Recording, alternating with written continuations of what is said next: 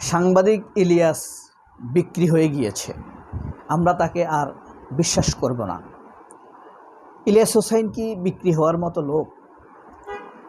কথা হলো, গত কয়েকদিন যাবৎ ফেসবুকে বেশ কিছু বড় বড় পোস্ট ঘুরে বেড়াচ্ছে যে অর্ধশিক্ষিত ইলিয়াস হোসাইন বিক্রি হয়ে গিয়েছে ক্ষমতার কাছে, টাকার কাছে।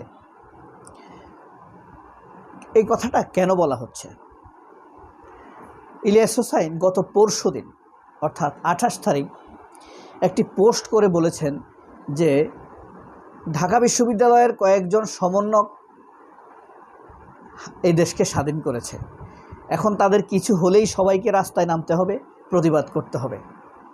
তাদের কিছু হলে, অন্য কারোর যদি কিছু হয়, তারা কি তখন কিছু বলে না, শুধুমাত্র নিজেদের সমস্যাই সমস্যা।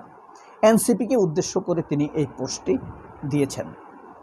সম্ভবত এটার উপরে ভিত্তি করেই সবাই বলছে ইলিয়াস হোসেন বিক্রি হয়ে গেছে। ফ্যাক্ট হলো,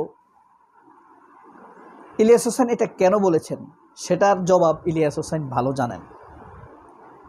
এনসিপির একটি সমালোচনা করার কারণেই ইলিয়াস হোসেনের উপরে এই ধরনের এত বড় অপবাদ দেওয়া যুক্তিসঙ্গত কিনা, যারা এই ভিডিওটি এই পর্যন্ত শুনেছেন, 1 মিনিট 1.5 মিনিট শুনেছেন, তারা অন্তত এই কমেন্টসটি করবেন। আর ইলিয়াস হোসেনের যেই ফেসবুক স্ট্যাটাসের কথা বললাম, এনসিপিকে নিয়ে যে পোস্ট দিয়েছে, এর বাইরে যদি ইলিয়াস হোসেন এনসিপির বিরুদ্ধে কিছু বলে থাকে, তাহলে সেটা কমেন্ট বক্সে আপনারা সেটা আমাকে জানাবেন। কারণ ওই পোস্টের বাইরে আমি দেখি না এনসিপির বিরুদ্ধে দলীয়ভাবে ইলিয়াস হোসেন কিছু বলেছে। এমনিতে এককভাবে ইলিয়াস হোসেন আসিফ মাহমুদের সমালোচনা করেছে, সেটা হইতেই পারে। কোনো মানুষ ফেরেশতা না, আসিফ মাহমুদ ফেরেশতা না, নাহিদ ইসলামও ফেরেশতা না। আমরা আসিফ মাহমুদের জন্য কান্না করছি না, আমরা নাহিদ ইসলাম হাসনাত আবদুল্লাহর জন্য প্রার্থনা করছি না, নামাজে বসে দোয়া করি না, করি। কিন্তু হাসনাত আবদুল্লাহর দোষ দেখি নাই, এই কারণে সমালোচনা করি না। হাসনাত আবদুল্লাহ স্বচ্ছ, সাহসী, সরল। নাসিরউদ্দিন পাটোয়ারি স্বচ্ছ, সাহসী, সরল। এখন কথা হলো, কোনো একটা বিষয় আসিফ মাহমুদের ইলিয়াস হোসেনের ভালো লাগে নাই, তাই বলে আপনি তার সারা জীবনের অবদানকে কলঙ্কিত করে দেবেন, তা হয় না। ইলিয়াস হোসেন কখনোই এনসিপির অবদানকে অস্বীকার করেননি, সবসময় কৃতজ্ঞতা প্রকাশ করেন যে যত কথাই বলেন তাদের জন্যই আমাদের আজকের এই হাসিনাকে তাড়ানো সম্ভব হয়েছে। কিন্তু সাথে সাথে কিছু কিছু সমালোচনা তো থাকতেই পারে।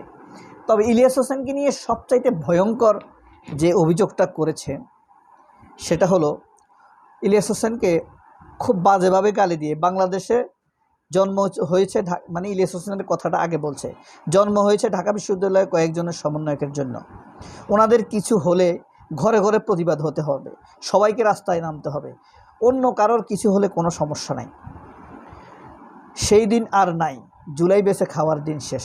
এই মন্তব্যটি ইলিয়াস হোসেন করেছেন। আবার তার নামে ফটোকার্ড করা হয়েছে যে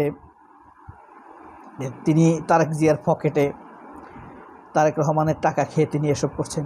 শুনেন ভাই, ইলিয়াস হোসেন যদি বিক্রি হইতো, আমি আপনার কথার প্রতিবাদ করছি না, আমার বিশ্বাসের কথা বলছি, তাহলে অনেক অনেক টাকায় বিক্রি হতে পারত। তারেক রহমানের কাছে যে কোনো পদ চেয়ে নিতে পারত, তত্ত্বাবধায়ক সরকারের কাছে যে কোনো পদ চেয়ে নিতে পারত। এগুলো ভুলে যাবেন না। আসিফ নজরুল ফোন করে তাকে অফার করেছে, সেই রেকর্ড, সেটা মিথ্যা কথা না, সেগুলোর রেকর্ড আছে। সুতরাং মানে কোনো সমালোচনায় বিরক্ত হয়ে এককভাবে এভাবে আক্রমণ করাটা আমি একদম, ইলিয়াস হোসেন, সাইফুর সাগর, জাওয়াদ নির্জর, কনক সরোয়ার, পিনাকি ভট্টাচার্য, এরা হইল এক হিসাবে আমাদের বদরের সাহাবীর মতো, দুঃসময়ে এমন কঠিনভাবে পাশে ছিল, এটা খুবই কঠিন বিষয়। অনেকের দেখেছি আমরা তখন পোল্টি নিতে। এখন বলছে তুমি ইলিয়াস কখনো দেখি নাই তারেক রহমানের সমালোচনা করতে। কি বলে? তারেক রহমানের সমালোচনা করছে না, বিএনপির সমালোচনা করছে না, জামায়াতের সমালোচনা করছে না, মির্জা ফখরুলের সমালোচনা করছে না, ইলিয়াস হোসেন অনেক সমালোচনা করছে। আপনি ভুলে গেলে হবে। এরপরে দেখেন, উল্টো তুমি তারেক রহমানের পকেটে ঢুকে গেলে। বিদ্রোহ, ইন্ডিয়ার পরামর্শে জনগণের চোখে ধুলা দিতে, নিজেদের জনপ্রিয়তা ধরে রাখতে বিএনপি ইদানিং কৌশলে ইন্ডিয়ার সমালোচনা করছে। সেটা হইতে পারে, কিন্তু আমি স্রেফ বলছি ইলিয়াস হোসেনের কথা। ইলিয়াস হোসেনকে আমি স্রেফও মানে ডিফেন্ডও করতেছি না, আবার বিরোধিতাও করছি না। আমি বলতে চাইছি একটা সমালোচনার কারণে আপনি ইলিয়াস হোসেনকে এইভাবে করতে পারেন না। আমি একটা ভিডিও বানাবো, আজ পর্যন্ত ইলিয়াস গণভোট বাতিল নিয়ে কিছু বলে না। কি বলে? অসংখ্য কথা বলছে। তারপরে বিএনপির এতগুলো অন্যায় আচরণ ইলিয়াসের চোখে পড়ে নাই। অনেক সমালোচনা করছে, চাঁদাবাজির সমালোচনা করছে, ধর্ষণের সমালোচনা করছে, আবার ইলিয়াস হোসেনকে অর্ধশিক্ষিত বলে গালি দিছে। ইলিয়াস হোসেন হলো বাংলাদেশের, অন্তত আমার চোখে, অত্যন্ত সৎ একজন অনুসন্ধানী রিপোর্টার। বাংলাদেশের যত টেলিভিশন এবং পত্রপত্রিকা আছে, সবগুলো পত্রপত্রিকা এবং টেলিভিশনের যে অনুসন্ধানী রিপোর্টারগুলো আছে, তারা প্রত্যেকে প্রচুর টাকার মালিক। অনুসন্ধানী রিপোর্টাররা প্রত্যেকে অনুসন্ধানী, কিন্তু ইলিয়াস হোসেন এইসবের ধারে নাই। খুব স্বচ্ছ সরল, গোয়ার বলতে পারেন আপনি, একরোখা বলতে পারেন, কিন্তু বিক্রি হয়ে যাবে এটা বিশ্বাস করতে একটু সময় লাগবে। যদি আরও কিছু তথ্য প্রমাণ আপনাদের কাছে থাকে, তাইলে আমি সত্যকে গ্রহণ করতে আমার ভালো লাগে। হ্যাঁ, কিন্তু একটি কথার কারণে শুধুমাত্র আপনি, যেমন আপনার ডাকসুতে নির্বাচিত ডাকসু প্রতিনিধিদের উপরে যেভাবে থানায় হামলা করছে সন্ত্রাসীরা, ছাত্রদলের সন্ত্রাসীরা, আপনার দরকার ছিল না এনসিপির তীব্র প্রতিবাদ করা? এনসিপি করেছে? করে নাই। ভুল ধরলে অনেকেরই অনেক ভুল ধরা যায়।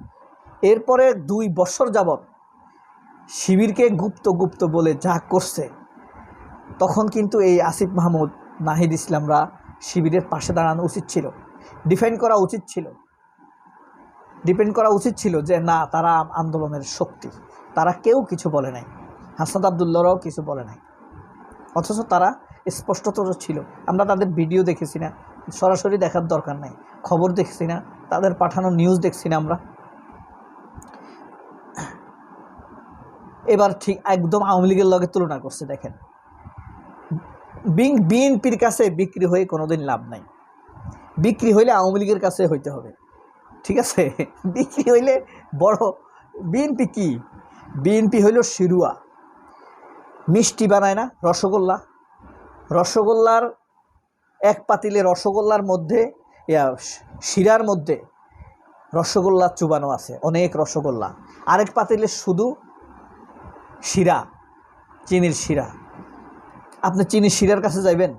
মুক্তিযোদ্ধার কথা বলে বিএনপি হলো শুধু চিনির শিরা, আওয়ামী লীগ হইলে রসগোল্লা। যদি মুক্তিযুদ্ধের কথা বলেন, আওয়ামী লীগ হইলে রসগোল্লা আর চিনির শিরা, আপনি ওইটাই নেবেন, তাই না?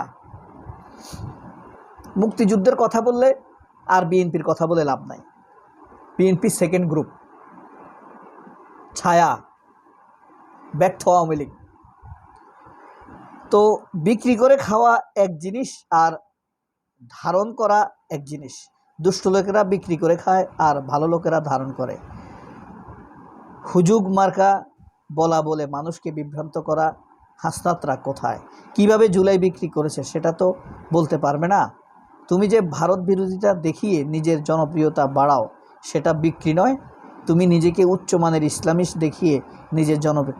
ইলিয়াস হোসেন কখনোই বলে নাই সে ইসলামিস্ট। এই কারণেই কিছু বলতে আমাদের বুঝে শুনে বলা উচিত। ইলিয়াস হোসেন বাংলাদেশের প্রেক্ষিতে ডোন্ট মাইন্ড, বললেন না আবার ইসলামে অবমাননা করেছে, বদরের সাহাবী আরও আছে। আমি ইলিয়াস হোসেনের কথা বললাম আর কি। সবাই অনেক ভালো থাকবেন। আল্লাহ হাফেজ, আসসালামু আলাইকুম।